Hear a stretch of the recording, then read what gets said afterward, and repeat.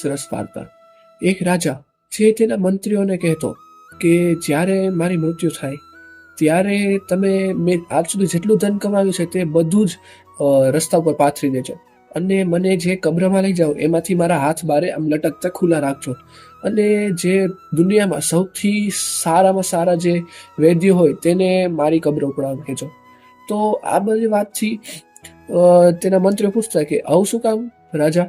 તો તે કહેતો કે પ્રજાને પણ ખબર પડી છે કે દુનિયામાં તમે કેટલું પણ ધન કમાવો, તમે ખાલી હાથે જ આવ્યા છો ને ખાલી હાથ જ જવાના છો. અને ઓલા વૈદ્યોથી એ કહેવા માંગતો હતો કે દુનિયામાં કેટલું પણ સારું વૈદ્યનું હોય કોઈ પણ અંતે મૃત્યુ તો નિશ્ચિત જ છે. અને ધન માટે કે દુનિયા તમે કેટલું પણ ધન કમાવી લો પણ એ કાંઈ તમારી સાથે નથી આનું. તમારી સાથે આની છે તો તમારી સેહત. અને સાહેબ, આ રાજા કોઈ બીજું નહીં પણ એક સૌથી મહાન રાજા સિકંદર હતો. તેને પોતાની જીવનકાળમાં ખૂબ ખરાબ કાર્યો પણ કર્યા છે, પણ એની સામે જેને આ અંતિમ જે શીખ આપી તે ખૂબ જ સારી હતી. અને તેની અંતિમ યાત્રામાં તેને જેમ કહ્યું એમ જ થયું.